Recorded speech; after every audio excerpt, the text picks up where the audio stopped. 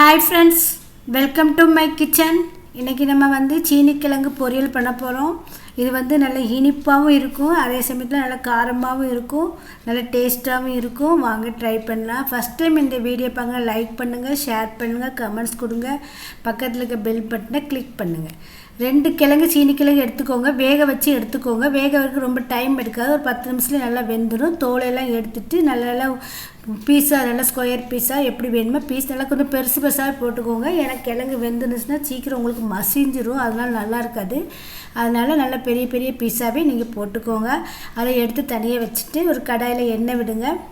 எண்ணெய் விட்டுட்டு சீரகம் நல்லா பொரிய விடுங்க. சீரகம் நல்லா பொரிஞ்சதுக்கப்புறம் அந்த வேக வச்சு நம்ம எடுத்து வச்சுருக்கோம் பார்த்திங்களா, அந்த கிழங்கு போட்டு எண்ணெயிலே கொஞ்சம் நேரத்துக்கு ஃப்ரை பண்ணுங்கள். அந்த ஃப்ரை பண்ணும்போது தான் அந்த கிழங்கோட டேஸ்ட்டு கொஞ்சம் நல்லாயிருக்கும். அதனால் அந்த எண்ணெயிலேயே அந்த கிழங்கு கொஞ்சம் நேரத்துக்கு நீங்கள் நல்லா ஃப்ரை பண்ணுங்கள். ஃப்ரை பண்ணதுக்கப்புறம் பெரிய வெங்காயத்தை நீல வாக்கில் நறுக்கி அதை கூட போடுங்க. ரொம்ப ஈஸியான ரெசிபி பாருங்கள். பச்சை மிளகாய் உங்களுக்கு காரம் வேணால், சீனிக்கிழங்கு இனிப்பு இருக்கனால நல்ல காரத்துக்கு ஏற்ற மாதிரி நல்லா பச்சை மிளகாய் போடுங்க. அதுக்கப்புறம் கருவேப்பிலை கொஞ்சம் போட்டுக்கோங்க, உப்பு போடுங்க,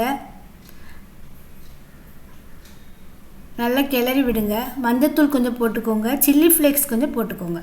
இதெல்லாம் இதுக்கு சில்லி ஃப்ளேக்ஸு, பச்சை மிளகாயும் உங்களுக்கு காரத்துக்கு ஏற்ற மாதிரி போட்டுக்கோங்க. இது இனிப்பும் காரமும் கலந்த ஒரு பொரியலாக இருக்கும்.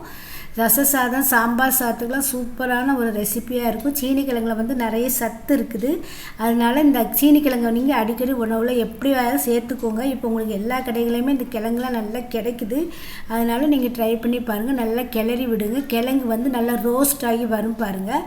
தண்ணி எதுவுமே விட வேண்டாம். நல்லா ரோஸ்ட் ஆகி வந்ததுக்கப்புறம் நீங்கள் இறக்கி சுட சுட பரிமாறுங்க. சுவையான நல்ல ரெசிபி. மீண்டும் ஒரு நல்ல வீடியோ உங்களை சந்திக்கிறேன். பாய்.